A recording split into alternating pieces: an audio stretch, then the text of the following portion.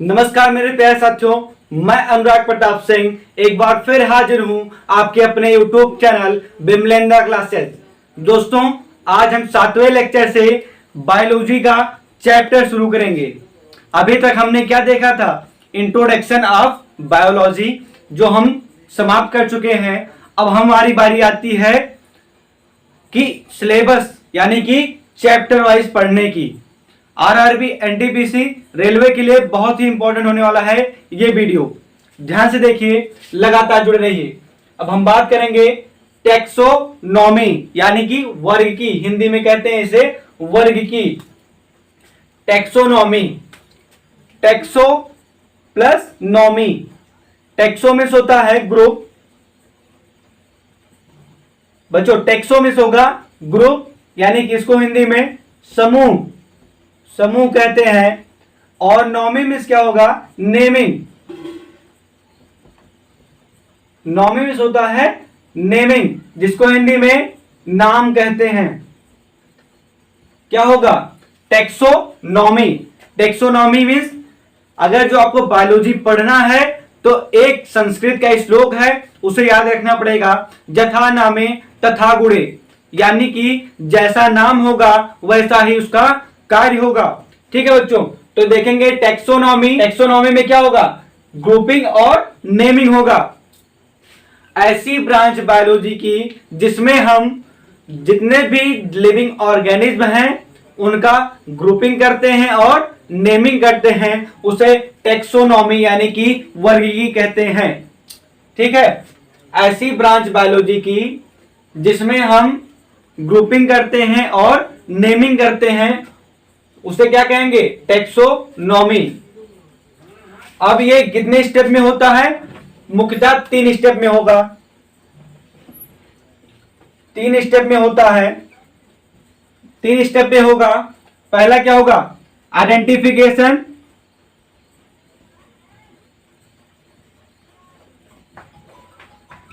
Identification यानी कि इसको हिंदी में पहचान कहेंगे। और दूसरा क्या होगा? क्लासिफिकेशन।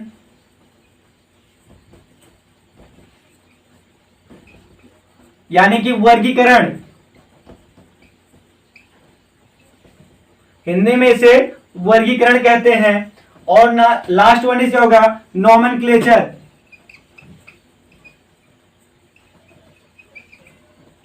नॉमेनक्लेचर यानी कि नामकरण। नामकरण करेंगे। ठीक है, क्या होगा? 3 स्टेप में होता है ये। कितने स्टेप में होगा? 3 स्टेप्स में होगा। पहला स्टेप क्या होगा? इंट्रोडक्शन यानी कि पहचान। दूसरा होगा क्लासिफिकेशन यानी कि वर्गीकरण। और तीसरा क्या होगा? नॉमेनक्लेचर यानी कि नामकरण। जैसे मान लीजिए हम किसी जंगल में गए और एक ऑर्गेनिज्म को देखे, लिविंग ऑर्गेनिज्म को देखे, तो क्या हुआ? उसको पहचाने। किस प्रकार पहचाने? कि वह 4 पैरों से चल रहा है या 2 पैरों से चल रहा है, क्या उसके बाल बड़े हैं, क्या उसमें पंख है, क्या उसकी क्वालिटी है, उसको देखे और क्या किए? उसका आइडेंटिफिकेशन किए यानी कि पहचान किए। इसके बाद क्या होता है? हम उसको ग्रुप में रखेंगे या क्लासिफिकेशन करेंगे। क्या करेंगे? वर्गीकरण करेंगे। जो 4 पैर वाले हैं उनको उसका एक ग्रुप बनाएंगे, जो 2 पैर वाले हैं उनका एक ग्रुप बनाएंगे, जो उड़ने वाले हैं उनका एक ग्रुप बनाएंगे। तो क्या हुआ? क्लासिफिकेशन हुआ। यहां तक समझ में आया? इसके बाद क्या होगा? नॉमेनक्लेचर यानी कि नामकरण होगा। जो 4 पैरों चलते हैं उनका अलग नाम रख दिया गया, जो 2 पैरों चलते हैं उनका अलग नाम रख दिया गया। तो क्या हुआ? नॉमेनक्लेचर यानी कि नामकरण हो गया। ठीक है, तो सबसे इंपॉर्टेंट क्या होता है? Classification. Classification is the most important. क्या होगा? ये बहुत ही इंपॉर्टेंट होता है। और इसके बाद क्या होगा? नॉमेनक्लेचर यानी कि अधिकतम क्वेश्चन क्लासिफिकेशन यानी कि वर्गीकरण से पूछे जाते हैं।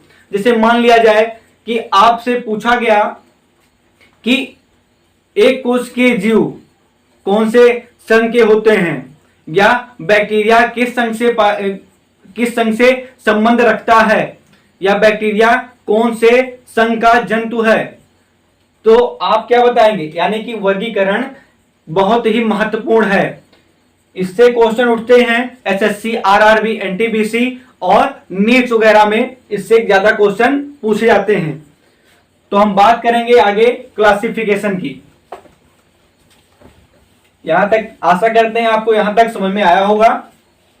अब हम आगे स्टेप बढ़ाते हैं, क्लासिफिकेशन की बात करेंगे।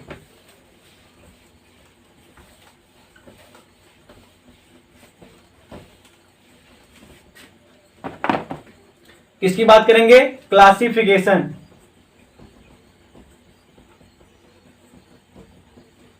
यानी कि वर्गीकरण, हिंदी में से कहेंगे वर्गीकरण।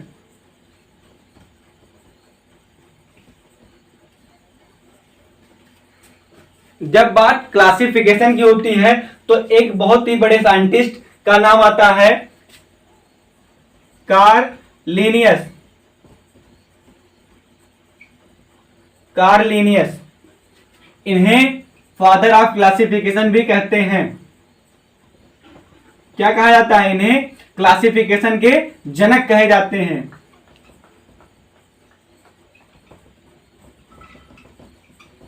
हाँ, फादर ऑफ क्लासिफिकेशन, यानी कि वर्गीकरण के जनक कौन है, कार्लिनियस।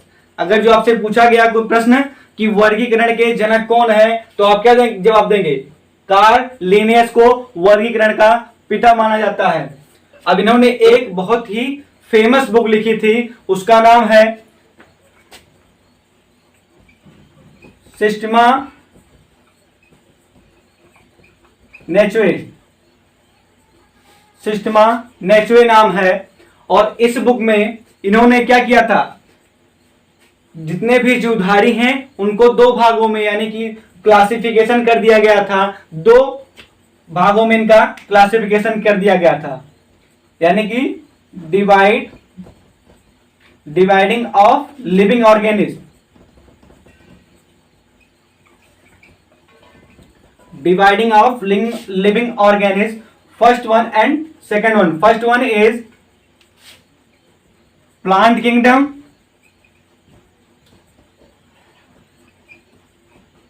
and second one is animal kingdom।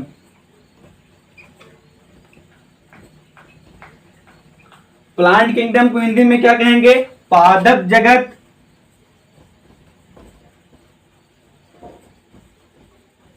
और एनिमल किंगडम कहेंगे जंतु जगत।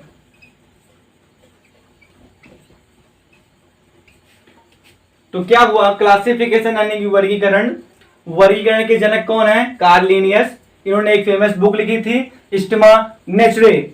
इसमें क्या हुआ था, डिवाइड किए थे ऑर्गेनिज्म को दो भागों में, यानी कि दो बेस पे, किस पे, पादप जगत और एनिमल जगत। इन्होंने क्या क्या किया था, टू किंगडम क्लासिफिकेशन दिया था। क्या दिया था, टू किंगडम क्लासिफिकेशन।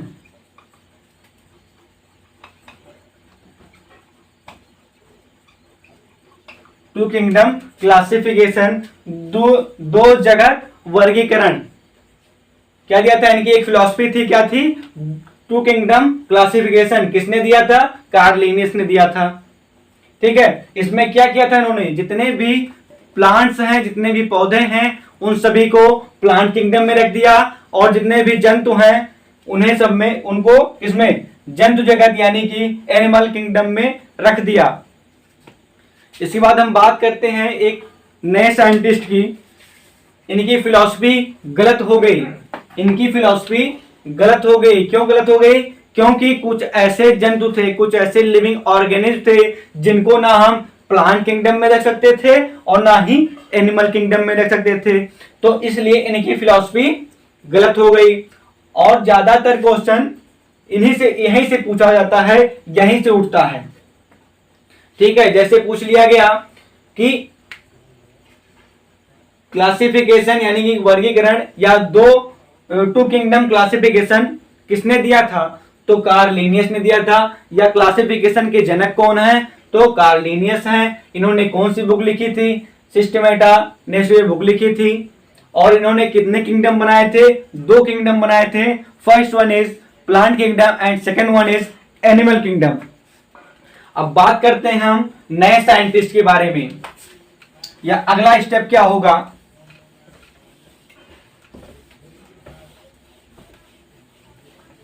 अब अगले किंगडम के बारे में हम बात करते हैं, इनका किंगडम क्यों गलत हुआ, क्योंकि कुछ ऐसे ऑर्गेनिज्म थे जिनको ना हम प्लांट किंगडम में रख सकते थे और ना ही एनिमल किंगडम में रख सकते थे।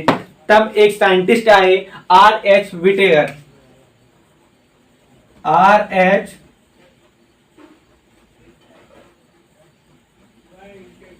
R.H. विटेकर एक नए साइंटिस्ट आए, उन्होंने क्या दिया, 5 किंगडम क्लासिफिकेशन। क्या दिया, 5 किंगडम क्लासिफिकेशन, यानी कि 5 जगत वर्गीकरण, यानी कि 5 जगत वर्गीकरण R.H. विटेकर द्वारा दिया गया। अब इन्होंने कौन कौन सा दिया ये हम बताएंगे। हाँ तो बच्चों हम क्या बता रहे थे, R.H. विटेकर जी ने क्या दिया था, 5 किंगडम क्लासिफिकेशन, यानी कि 5 जगत वर्गीकरण। अब इन्होंने पहला क्या बनाया, पहला वर्गीकरण किसमें किया, पहला दिया इन्होंने मुनेरा, और दूसरा क्या था, प्रोटिस्टा, और तीसरा जगत था इनका फंगी यानी कि कवक, और चौथा था प्लांटी यानी कि पादप जगत, और पांचवा किंगडम था एनिमेलिया यानी कि जंतु जगत। एनिमेलिया यानी कि जंतु जगत। इन्होंने क्या दिया, 5 किंगडम क्लासिफिकेशन दिया। पहला क्या था, मुनेरा, दूसरा प्रोटिस्टा, और तीसरा फंगी यानी कि कवक, चौथा प्लांटी यानी कि पादप जगत, और पांचवा एनिमेलिया यानी कि जंतु जगत। अब आप कहेंगे मुनेरा का हिंदी नहीं बताया, प्रोटिस्टा का हिंदी नहीं बताए, क्योंकि ये दोनों शब्द लैटिन शब्द है। R.H. विटेकर जी जो थे उनकी मातृभाषा लैटिन थी, इसलिए इन्होंने लैटिन में लिखा। क्या लिखा था, प्रोटिस्टा और मुनेरा। अब हम बात करते हैं पहले क्लासिफिकेशन यानी कि पहला वर्गीकरण जो हुआ था उसमें कौन कौन से ऑर्गेनिज्म को इन्होंने रखा। मुनेरा संघ में कौन कौन से ऑर्गेनिज्म आते हैं या इनमें क्या क्या लक्षण होता है। लगातार जुड़े रहिए आप लोग।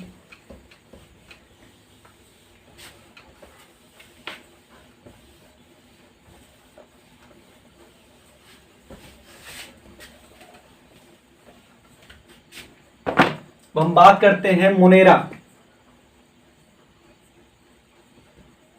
मुनेरा किंगडम।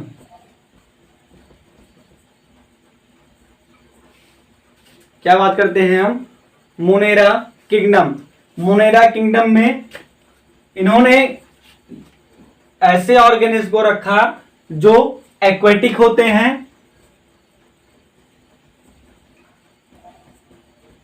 एक्वेटिक यानी कि हिंदी में इन्हें जलीय कहेंगे, जो जल में रहने वाले होते हैं। और दूसरा कैरेक्टर क्या होगा इनमें, ये क्या होंगे, प्रोकैरियोटिक होते हैं।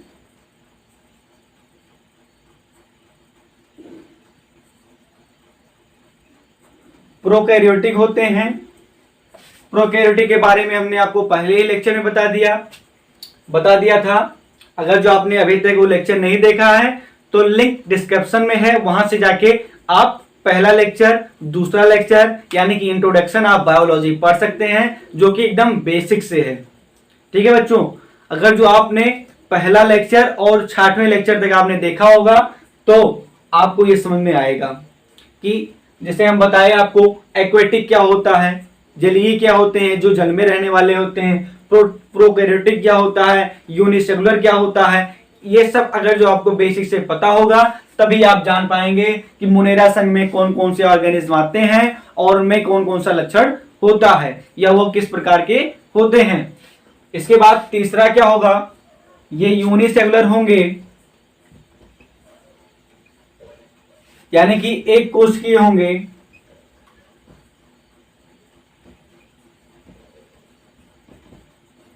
एक कोशिकीय यानी कि जिनमें एक कोशिका पाई जाती है, वो सभी किस में आते हैं, एक कोशिकीय में आते हैं।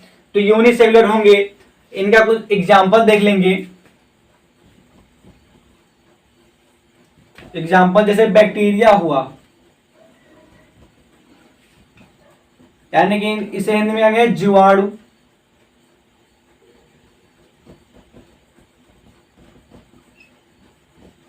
जीवाणु एग्जाम्पल बहुत ही मस्त होता है, बहुत ही महत्वपूर्ण होता है, क्योंकि बिना एग्जाम्पल के हम बेसिक से नहीं समझ पाएंगे, कुछ हवा हवा में ही समझेंगे। जैसे अब हम जानेंगे बैक्टीरिया। बैक्टीरिया क्या होगा, एक्वाटिक होता है, ये जलीय होता है, और प्रोकैरियोटिक होता है, यूनिसेलुलर होता है, यानी कि इसमें एक कोशिका पाई जाती है। और एग्जाम्पल देख लेंगे, ब्लू ग्रीन एल्गी।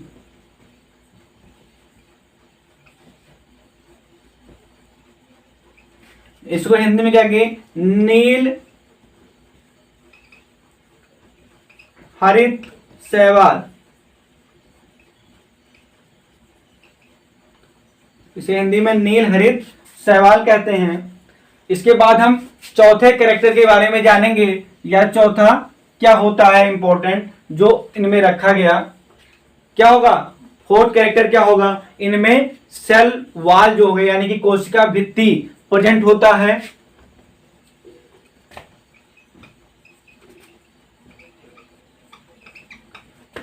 कोशिका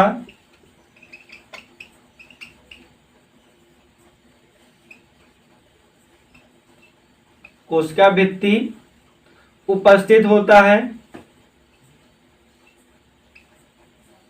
क्या होगा, कोशिका भित्ति उपस्थित होगा।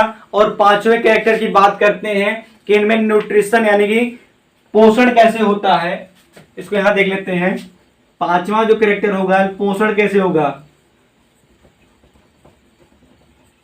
न्यूट्रिशन यानी कि इसे हिंदी में पोषण कहते हैं, यानी कि मुनेरा संघ के जितने भी जंतु होंगे वो किस प्रकार अपना पोषण करते हैं।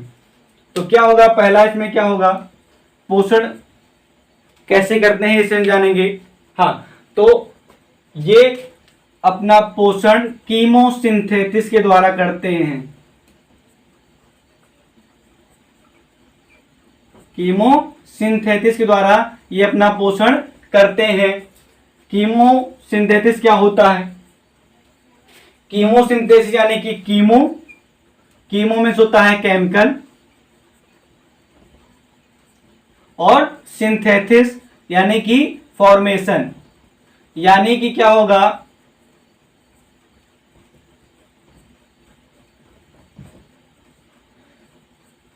ये अपना पोषण केमिकल फॉर्मेशन यानी कि इनका जो पोषण होता है केमिकल फॉर्मेशन के द्वारा होता है। यानी कि इनमें क्या होगा, केमिकल फॉर्मेशन होगा। यानी कि इसमें क्या पाएंगे, नील हरित शैवाल, यानी कि इसमें क्लोरोफिल पाया जाता है।